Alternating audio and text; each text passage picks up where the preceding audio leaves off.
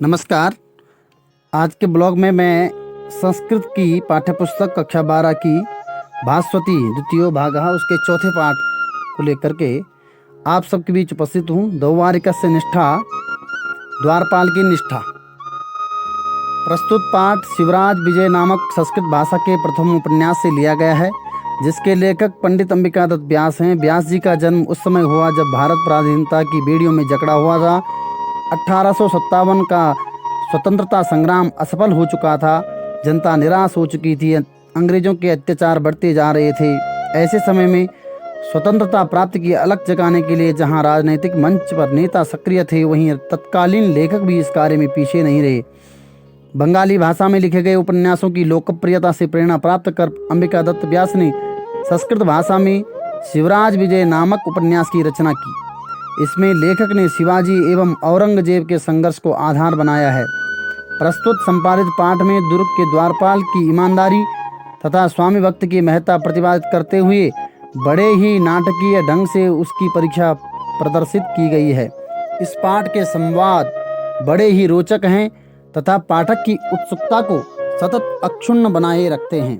तो सबसे पहले हम इसमें पाठ का आदर्श वाचन करेंगे, नाटकीय वाचन करेंगे।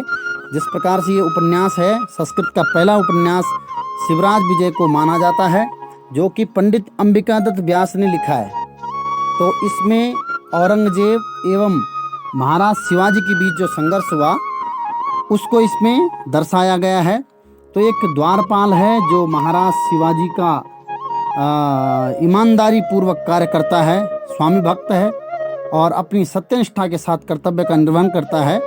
तो वो उसकी परीक्षा लेने के लिए गौर सिंह जी आते हैं। तो आगे हम चलते हैं और सबसे पहले इसका हम एक आदर्श वाचन करते हैं।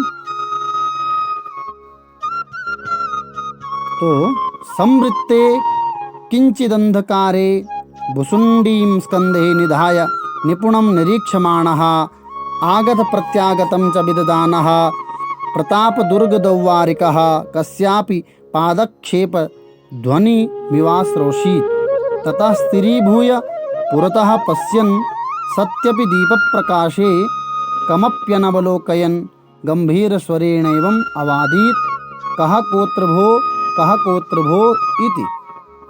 तो इसका प्रसंग है प्रताप दुर्ग के द्वार पर स्थित द्वारपाल की कर्तव्य निष्ठा की परीक्षा लेने के लिए गौर सिंह रात्रि के समय सन्यासी का वेश धारण एक बालक के साथ दुर्ग में चुपचाप प्रवेश करने का प्रयास करता है। द्वारपाल कठोर शब्दों में उसका परिचय पूछता है। तो इस गद्यांश में उसी का वर्णन है। रात्रि का समय है। अब इसका हिंदी अर्थ मैं आपको बता रहा हूँ, हिंदी व्याख्या। रात्रि का समय है, चारों ओर थोड़ा अंधकार फैला हुआ है। प्रताप दुर्ग के द्वारपाल ने कंधे पर अपनी बंदूक टांगे हुए है और पूर्ण कुशलता और सावधानी से भली भांति वहां से आने जाने वाले लोगों की गतिविधियों पर सूक्ष्मता से दृष्टि रखे हुए है। आगत प्रत्यागतम च विदधानः।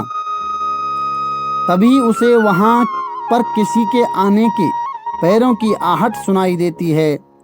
पैरों की आहट सुनकर वह चौकन्ना हो जाता है और सामने देखता है, किंतु दीपक के प्रकाश में, अर्थात उस समय जैसी व्यवस्था उजाले की रहती होगी।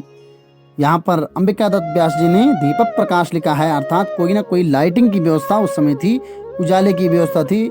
जैसे हम प्राचीन काल में अभी बीच में देखते थे कि राखें होते थे हमारे पहाड़ों में, तो उसी तरह कोई ना कोई वहाँ पर उजाला था। तो उसे वहाँ कोई न दिखाई देता। वह गंभीर स्वर में वहाँ आने वाले को ललकारता हुआ कहता है, अरे वहाँ कौन है, अरे वहाँ कौन है। तो फिर अगला पैरा हम पढ़ते हैं अब, और उसका मैं आपके सामने आदर्श वाचन करता हूँ। अथ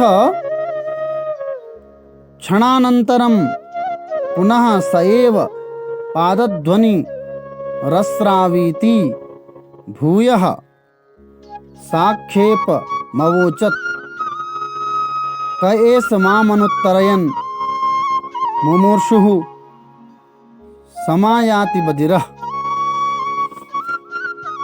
अथ क्षणानन्तरं पुनः स एव पादध्वनिरस्रावीति भूयः साक्षेपमवोचत् क एष मामनुत्तरयन् मुमूर्षुः समायाति बधिरः। तो इस प्रकार कुछ क्षण के लिए वह पैरों की आहट शांत हो जाती है, किंतु कुछ देर बाद वह आहट फिर से सुनाई देती है। तब द्वारपाल क्रोधपूर्वक पुनः कहता है, अरे यह कौन बहरा बिना उत्तर दिए यहाँ आ रहा है? माम अनुत्तरयन् मुमूर्षु शमयाति बधिरः। क्या वह मरना चाहता है? द्वारपाल के कहने का आशय यही है कि यदि उस आने वाले ने उसके प्रश्नों का उत्तर नहीं दिया तो वह उसे गोली मार देगा। इतना कर्तव्यनिष्ठ द्वारपाल है महाराज शिवाजी का। और आजकल देखते हैं हम क्या होता है, भ्रष्टाचारी बैठे हुए हैं सब जगह। देख रहे हैं कितने कर्मनिष्ठ सत्यनिष्ठ द्वारपाल थे महाराज शिवाजी के। तो आगे का पैरा पढ़ते हैं अब।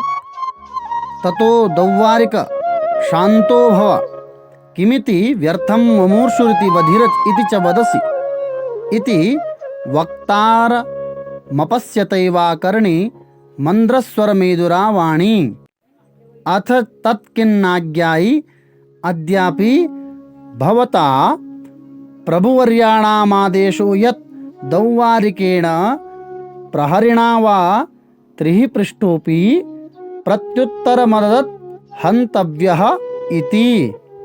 इत्येवं भाषमाणेन द्वास्थेन क्षम्यतामेष आगच्छामि आगत्य च निखिलं निवेदयामि इति कथयन् 12 वर्षेण केनापि भिक्षावटुना अनुगम्यमानः कोऽपि काषायवासाः धृततुम्बी पात्रः भव्यमूर्तिः सन्यासी दृष्टः। तो अब इसका हिंदी अर्थ मैं आपको बताता हूँ। द्वारपाल जब क्रोध पूर्वक दुर्ग में प्रवेश करने वाले को ललकारता है तो उससे कोई कहता है कि हे द्वारपाल, शांत हो जाओ, क्यों व्यर्थ में ही क्रोध कर रहे हो? तुम मुझे किस लिए मरने का इच्छुक और बहरा कह रहे हो? यह सब बातें उस आगंतुक ने द्वारपाल को बिना देखे ही कही। उस आगंतुक ने यह बातें अत्यंत मधुर और गंभीर वाणी में कही थी। मंद्रस्वर मेदुरा वाणी। आने वाले की यह बातें सुनकर द्वारपाल अपनी कठोर वाणी में कहे गए शब्दों का स्पष्टीकरण देते हुए कहा कि क्या तुम्हें महाराज शिवाजी के इस आदेश का ज्ञान नहीं है कि यदि द्वारपाल अथवा पहरेदार द्वारा 3 बार पूछने पर भी कोई उत्तर न दे तो द्वारपाल अथवा पहरेदार द्वारा उसे गोली मार दी जानी चाहिए।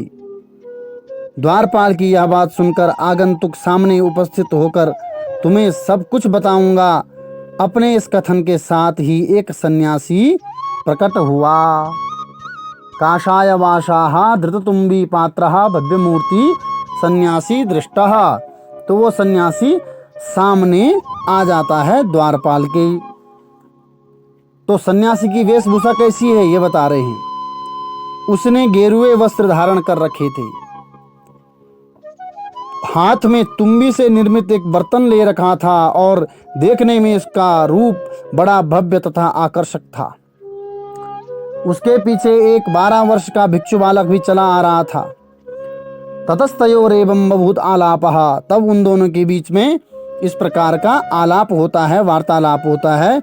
अब आगे उस पैरे को हम पढ़ते हैं जो उनके बीच में वार्तालाप चलता है।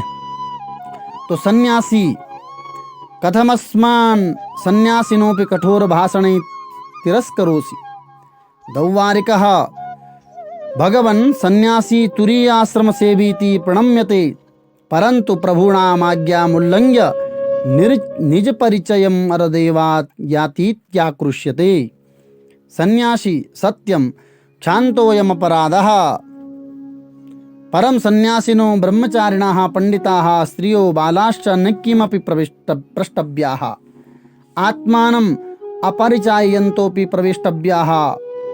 दौवारिकः सन्यासिन् बहुक्तं विरम न वयम दौवारिका ब्रह्मणोप्याज्ञां प्रतीक्षामहे।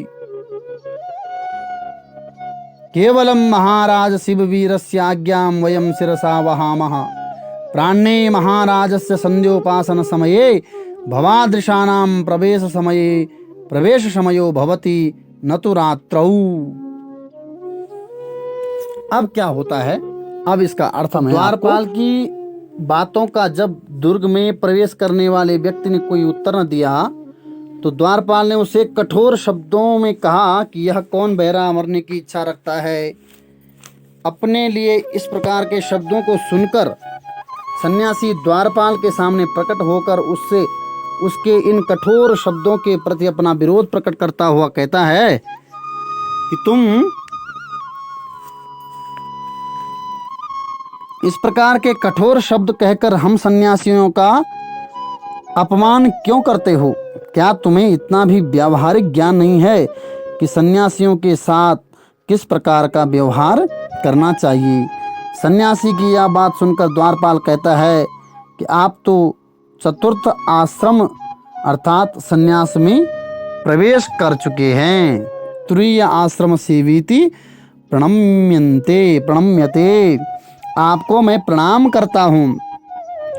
मेरा उद्देश्य आपका अपमान करना कदापि नहीं था। आपका तो प्रत्येक नागरिक सम्मान करता है क्योंकि आप चतुर्थ आश्रम अर्थात संन्यास आश्रम में प्रवेश कर चुके हैं। मैंने क्रोधवश जो आपके लिए अनुचित शब्दों का प्रयोग किया है उसका एकमात्र कारण यही है कि आप महाराज शिवाजी के आदेश का उल्लंघन करके चुपके से दुर्ग में प्रवेश करने का प्रयास कर रहे थे। अब देखिए द्वारपाल कितना ईमानदार है। आप बिना बताए बिना अपना परिचय दिए ही प्रयास कर रहे थे और यदि आप अपना परिचय देने के पश्चात दुर्ग में प्रवेश करते तो मैं आपको कभी ऐसे शब्दों का प्रयोग नहीं करता।